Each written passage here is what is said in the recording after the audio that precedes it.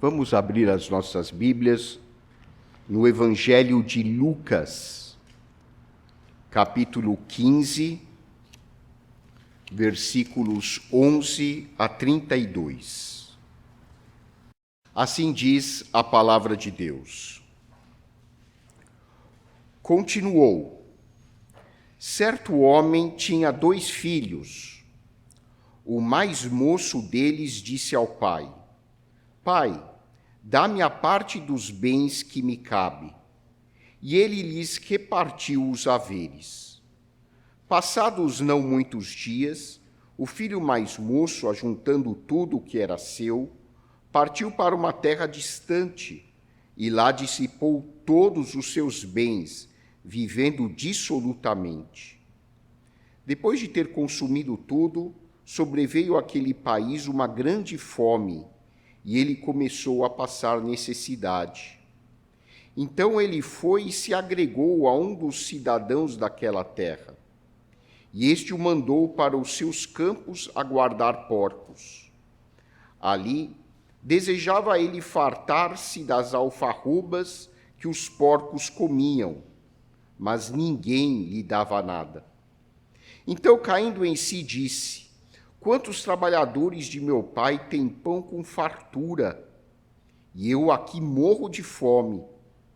Levantar-me-ei, irei ter com o meu pai, e lhe direi: Pai, pequei contra o céu e diante de ti. Já não sou digno de ser chamado teu filho. Trata-me como um dos teus trabalhadores. E levantando-se, foi para seu pai. Vinha ele ainda longe quando seu pai o avistou, e compadecido dele, correndo, o abraçou e beijou. E o filho lhe disse: Pai, pequei contra o céu e diante de ti. Já não sou digno de ser chamado teu filho. O pai, porém, disse aos seus servos: Trazei depressa a melhor roupa, vestiu, ponde-lhe um anel no dedo e sandálias nos pés. Trazei também e matai o novilho cevado. Comamos e regozijemo-nos, porque este meu filho estava morto e reviveu, estava perdido e foi achado. E começaram a regozijar-se. Ora, o filho mais velho estivera no campo, e quando voltava, ao aproximar-se da casa, ouviu a música e as danças. Chamou um dos criados e perguntou-lhe que era aquilo. E ele informou: Veio teu irmão, e teu pai mandou matar o novilho cevado, porque o recuperou com saúde. Ele se indignou e não queria entrar. Saindo, porém, o pai procurava conciliá-lo. Mas ele respondeu a seu pai: Há tantos anos que te sirvo, sem jamais transgredir uma ordem tua, e nunca me deste um cabrito sequer para alegrar-me com os meus amigos. Vindo, porém, esse teu filho, que desperdiçou os teus bens com meretrizes, tu mandaste matar para ele o novilho cevado. Então lhe respondeu o pai: Meu filho, tu sempre estás comigo, tudo o que é meu é teu. Entretanto, era preciso que nos regozijássemos e nos alegrássemos, porque esse teu irmão estava morto e reviveu, estava perdido e foi achado. Oremos. Santo Deus, nosso Pai, ajuda-nos neste momento a compreender a essência desta parábola e que possamos aplicar este ensino às nossas vidas. Perdoa, Pai, os nossos pecados e tem compaixão de nós. Nós te pedimos agradecidos, em nome de nosso Senhor e Salvador Jesus Cristo. Amém. Você já ouviu a pergunta: Você acredita em Deus? Provavelmente essa é uma das perguntas mais comuns que nós ouvimos. Talvez nós mesmos já tenhamos perguntado isso às pessoas, e outras pessoas já tenham perguntado a nós: você acredita em Deus? Essa pergunta parece uma questão filosófica vazia. Ela não nos aproxima de uma compreensão real, pois Deus pode significar coisas diferentes para diferentes pessoas, para diferentes culturas. Para alguns, Deus pode ser um juiz distante. Para outros, Deus pode ser uma força impessoal que rege o universo. Para outros, Deus pode ser um ser de luz. A pergunta que realmente importa não é: você acredita em Deus? Mas em que tipo de Deus você acredita? Essa é a pergunta que vai definir as nossas vidas. Em que tipo de Deus eu acredito? Isso vai influenciar o meu comportamento, a minha visão de mundo, vai influenciar os meus relacionamentos. Jesus, em sua sabedoria, não deixou essa resposta vazia. Ele nos deu uma imagem visível, uma imagem concreta, uma imagem vívida e profundamente humana. Jesus compara a Deus a um pai. Na parábola do filho pródigo, em Lucas capítulo 15, ele nos mostra que Deus não é apenas um pai, mas que tipo de pai Deus é.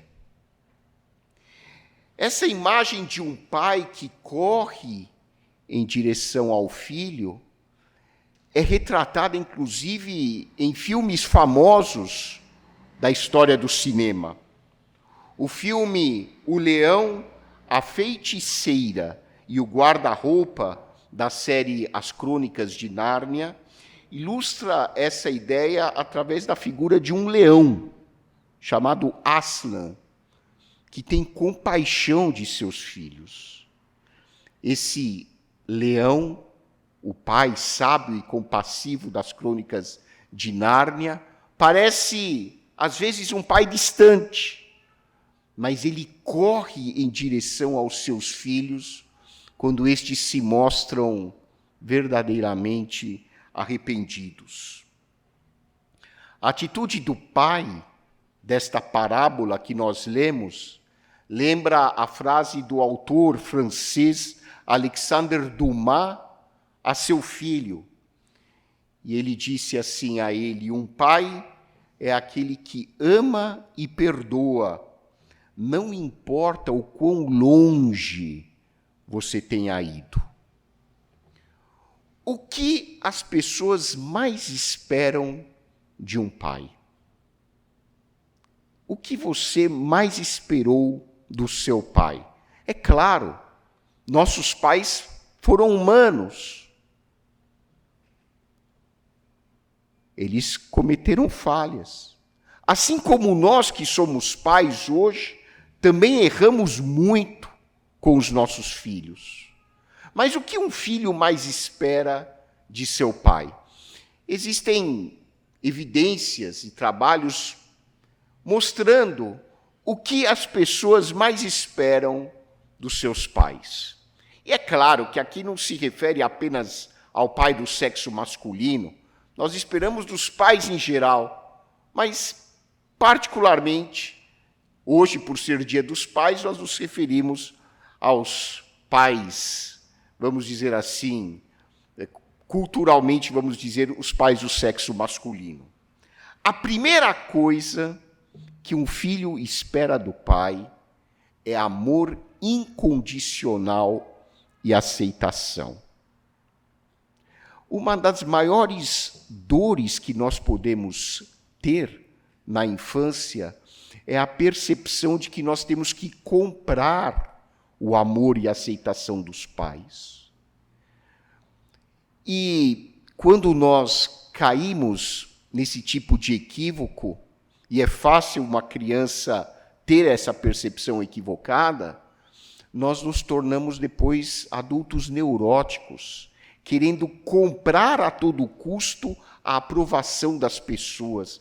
Vira uma barganha. Então, são pessoas que têm necessidade de procurar agradar, de procurar ajudar os outros de uma forma neurótica para se sentirem aceitos.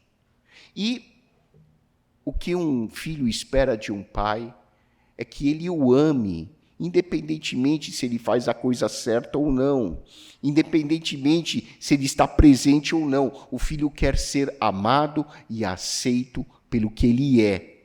E quando uma criança tem o privilégio de nascer num lar onde ele sente que os pais o amam incondicionalmente, independentemente dos seus erros, e quando essa criança sente que ela é aceita na família, ela se sente valorizada. Isso ajuda muito na construção da sua autoconfiança e da sua autoestima no futuro.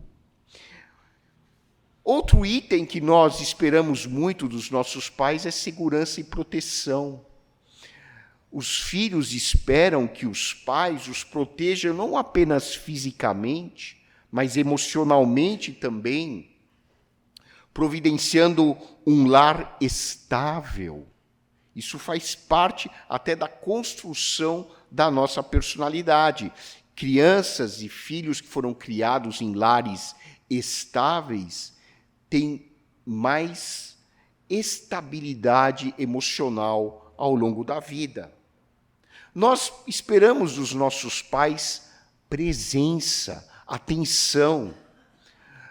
Presença, a gente sabe como é difícil nós estarmos presentes hoje na vida dos nossos filhos por causa da grande quantidade de atividades, principalmente profissionais, que nós exercemos. Mas mais importante do que o número total de horas que nós passamos com os nossos filhos, mais importante que isso é a qualidade da atenção. O filho quer ser escutado pelos pais. E como é importante nós escutarmos as pessoas.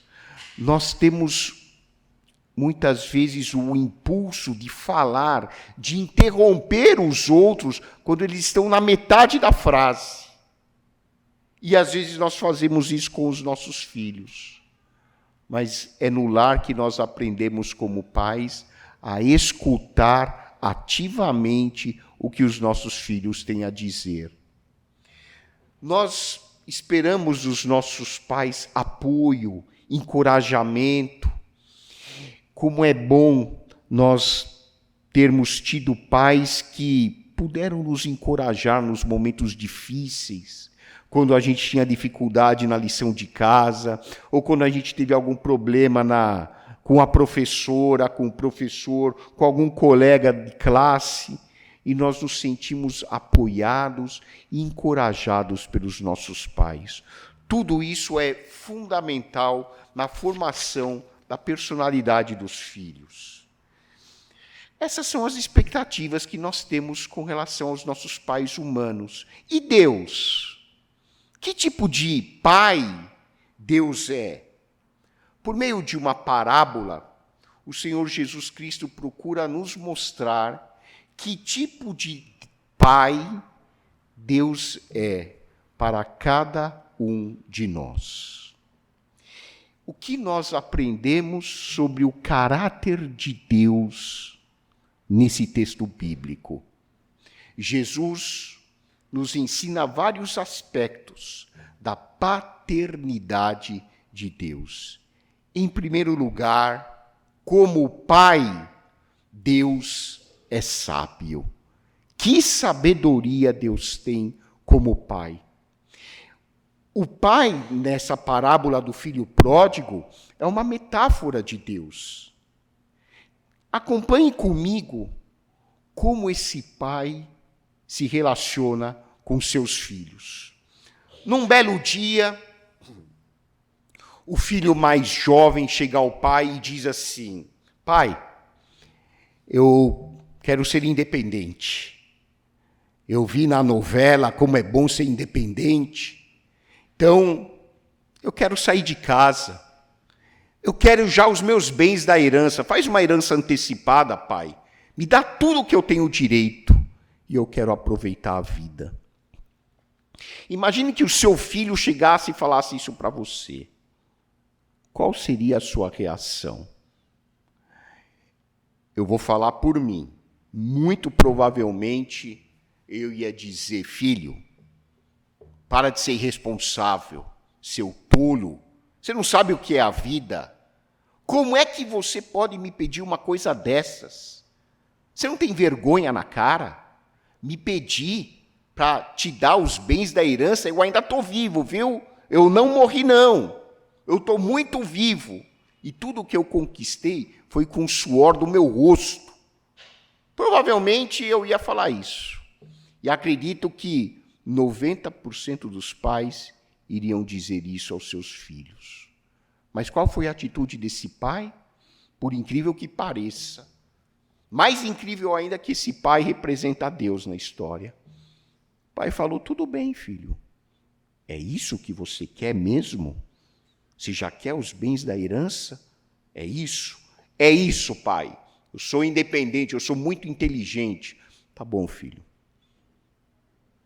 Acredito que com muita tristeza, mas o pai dividiu os bens da herança e deu ao filho tudo o que o filho pediu. E deixou o filho partir.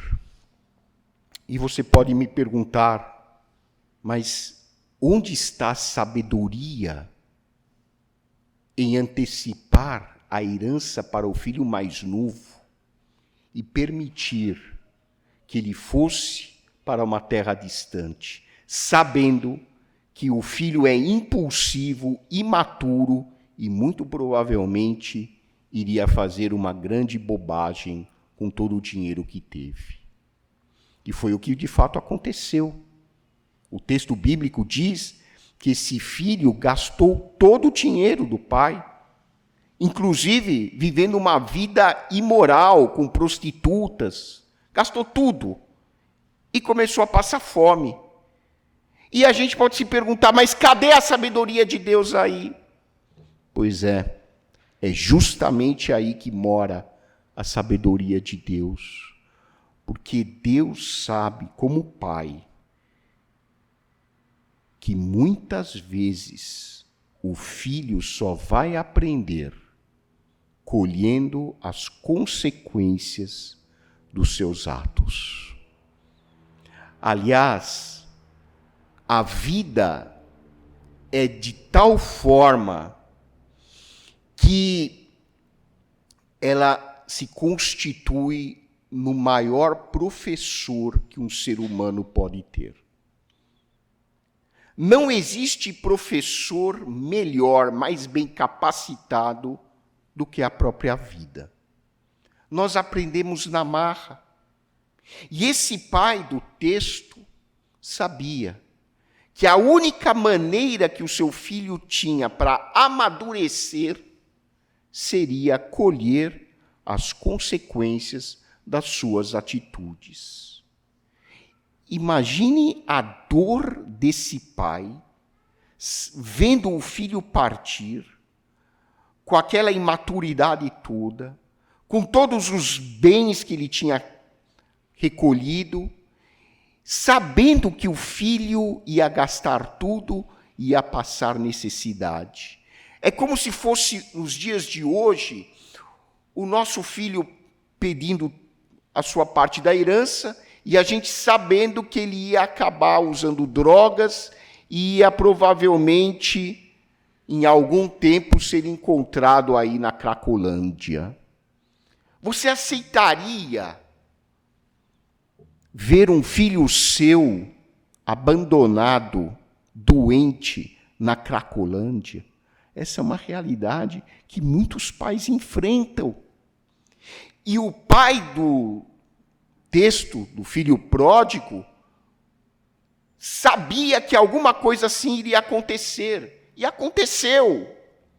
O filho gastou tudo. E num momento de desespero, procurou uma pessoa da cidade e disse: olha, eu estou passando fome. Deixa eu cuidar dos porcos. O porco era um animal considerado imundo na cultura oriental. E nem conseguia comer as vagens que eram dadas para os porcos. Ele passou fome. Onde mais a gente vê a sabedoria desse pai no texto? Quando o filho volta, o pai o vê, e qual é a reação do pai? Ele dá um sermão para o filho? Não. Ele não fala nada. Você teria condições como pai de fazer isso com um filho que gasta toda a sua herança e volta para casa e você não dá nenhum sermão? Filho, bem que eu te avisei, seu burro. Como é que você foi fazer isso e gastar todo o dinheiro com prostitutas? Qual foi a educação que eu dei para você?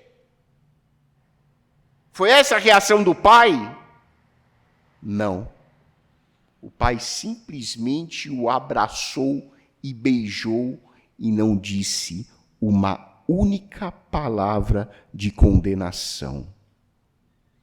Esse pai representa a Deus. Onde está a sabedoria aí? Como o silêncio às vezes é sinal de sabedoria. O pai sabia que o filho havia aprendido a lição. Para que dar sermão? O pai sabia que o filho havia amadurecido, que o filho estava verdadeiramente arrependido. Por que ele iria dar uma bronca num filho se ele já havia aprendido a lição que tinha que aprender? Essa é a verdadeira sabedoria de Deus. A sabedoria que sabe dar liberdade e a sabedoria que tem paciência para esperar. Que paciência! Eu acho que eu não teria essa paciência, não.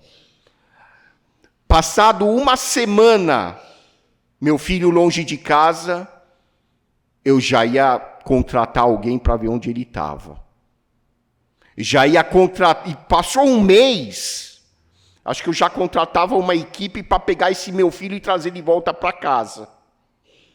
Foi isso que o pai fez? Não.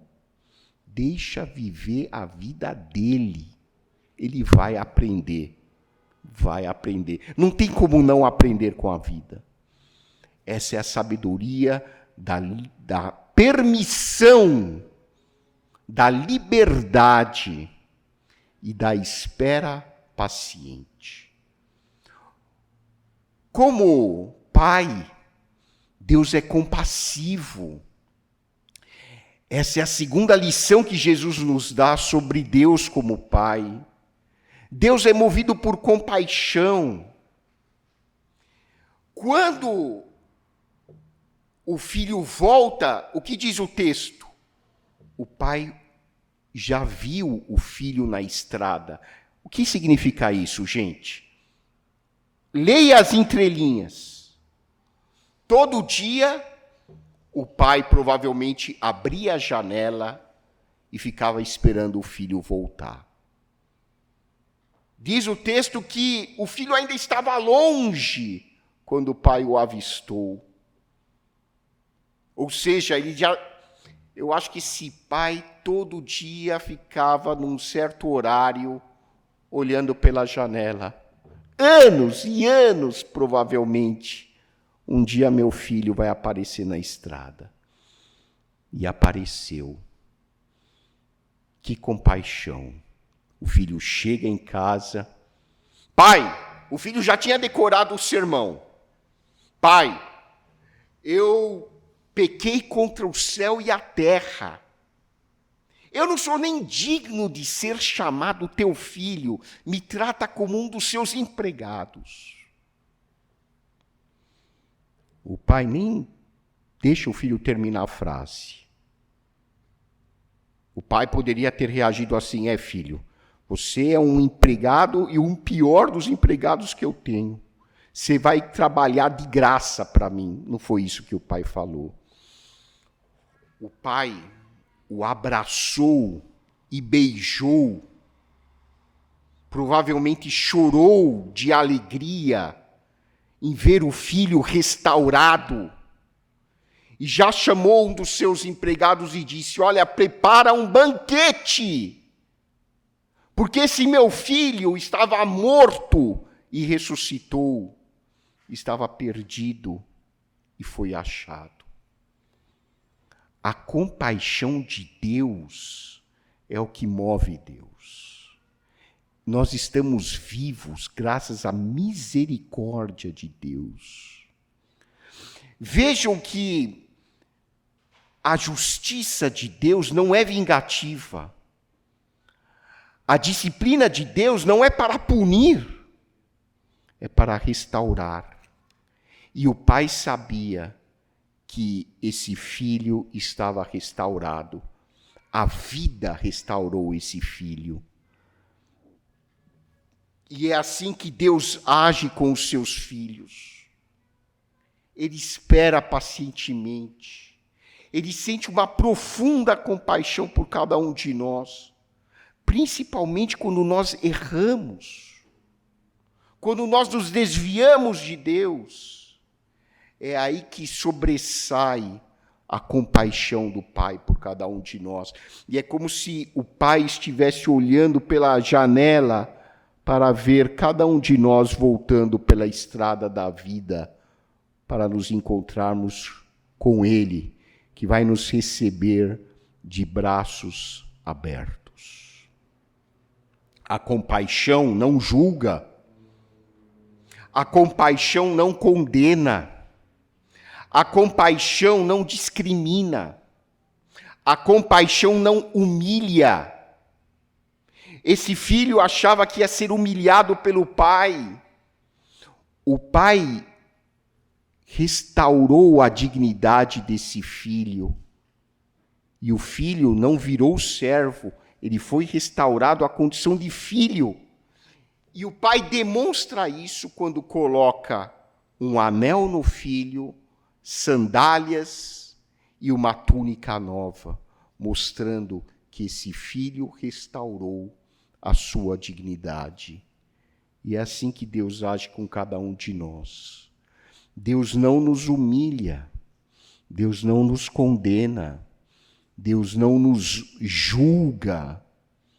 Pelo contrário, Ele restaura a nossa dignidade quando nós percebemos que erramos e voltamos para os braços do Pai. E a terceira característica da paternidade de Deus: Deus perdoa. Como Pai, Deus é perdoador. O pai da parábola do filho pródigo perdoa totalmente o filho. E o perdão não é simplesmente não condenar. Perdão também é restaurar. E foi exatamente isso que Deus fez com o seu filho pródigo. E aí aparece então a figura do filho mais velho, do irmão mais velho. O irmão mais velho chega do trabalho e escuta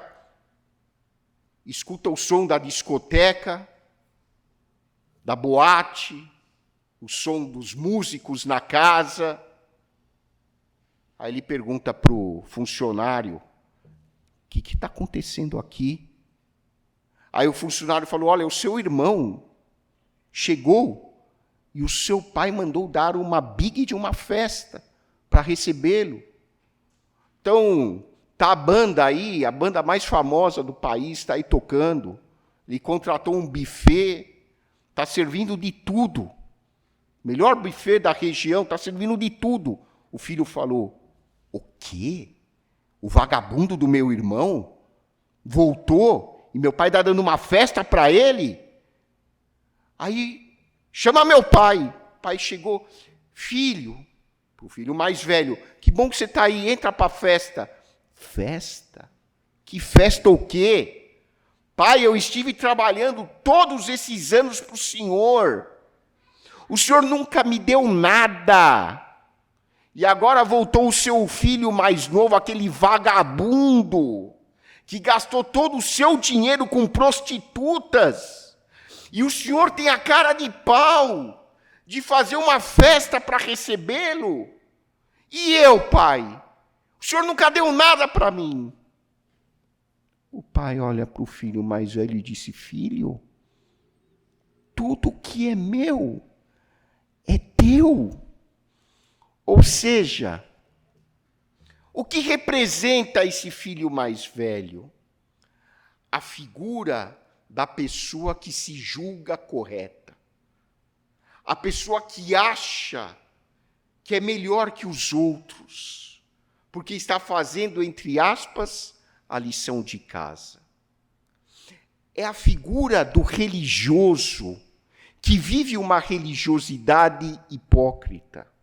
Uma religiosidade que não tem nada a ver com comunhão com Deus. Aliás, esse filho mais velho representava, na parábola de Jesus, a figura dos fariseus e dos mestres da lei. Esse filho mais velho não tinha comunhão com o pai. Como muitos religiosos nos dias de hoje, também não vivem uma comunhão autêntica com o seu pai. Por isso que o pai responde a ele, filho, todo esse tempo, tudo que era meu, era teu também. Você só não aproveitou porque você nunca desfrutou da comunhão comigo. Teologicamente falando, o filho mais novo, pródigo, representava na parábola de Jesus os pecadores, os publicanos, que eram marginalizados na sociedade de Israel e que eram mal vistos pelos fariseus, pelos saduceus e pelos mestres da lei. Mas do ponto de vista psicológico, quem é o filho mais novo? É você e sou eu. Nós somos o filho pródigo. É claro que Jesus usa figuras extremas, mas em maior ou menor grau, você e eu somos o filho pródigo. Quantas vezes nós erramos na presença de Deus? Quantas vezes nós nos distanciamos de Deus, achando que nós sabemos mais que Deus? Quantas vezes nós nos julgamos autônomos, independentes, espertinhos e queremos viver a nossa vida sem Deus? E Deus permite, Deus dá liberdade. Só que Deus fica olhando pela janela, vendo a hora que a gente vai aparecer lá no fim da estrada, procurando novamente os braços amorosos do Pai. E quando a gente se arrepende, Deus não nos humilha, Deus não joga um monte de verdades na nossa cara, Deus não nos pune, Deus não nos diminui, Deus não nos castiga. Ele simplesmente nos abraça e nos beija. E fica extremamente alegre, e com certeza os anjos do céu ficam alegres na presença de Deus, porque nós estávamos mortos e ressuscitamos, estávamos perdidos e fomos achados. E o filho mais velho? Quem é o filho mais velho do ponto de vista psicológico? É você e eu. Como assim? Nós somos o filho mais velho quando nós achamos que somos melhores que os outros, que somos mais religiosos que os outros, que somos mais bem comportados que os outros. Nós somos o filho mais velho quando nós julgamos, condenamos, diminuímos quem quer que seja. Nós somos o filho mais velho quando nós achamos que Deus tem a obrigação de nos abençoar, porque nós somos tão e tão corretos, fazemos tudo certinho, nós vimos ao culto todo domingo, pode estar o maior frio, a gente está aqui na igreja, a gente participa da Santa Ceia, a gente lê a nossa devocional, a gente faz tudo tão certinho que a gente acha que Deus tem a obrigação de nos dar tudo aquilo que a gente pede. Aí a gente se comporta como o filho mais velho. Que sabedoria de Deus, que paciência, que compaixão, que perdão caracterizam o coração de Deus. Nesse Dia dos Pais, que nós possamos nos espelhar neste pai do filho pródigo e lembrar que esse pai é uma metáfora de Deus, que a sabedoria de Deus, a compaixão de Deus e o perdão de Deus possam influenciar todos os dias a nossa conduta e o nosso caráter. Que Deus nos abençoe. Hadiach Gehavadas astudzo hartse, imas da zurge, porovedev astvats para dar per imasner gerna unenal. Aveli garevore hartsenel, inch de sagi astudzo gehavadam. Jesus Christos ir imas do tiamp, meziga tsutsene te astvats haire, u anor te inchbisi haire. An hat gabes gebatme, anarag vorti araga, vorbesi mezit suitsda te astvats imastun caregits u nerohamide. An ir vortiin azadutiune guda, hamperutiamp găspase, anor veratarțin, u urahutiamp găcărgezing. Astudzo care țancă gămăhezing, vorbesi merti întana mertem. Anor nerumă, haraperutiună găveragancne, mezi nor ghianc guda, unor abacamă huisov. Ai saragă, mezgă hăravire, vormenc, îndrenc, siroh, unerohamid hairmă. Voră găspase mezi, paț kirgerov, angahte, vorcan heru katsadzink. Ortneală la asudzohoscă.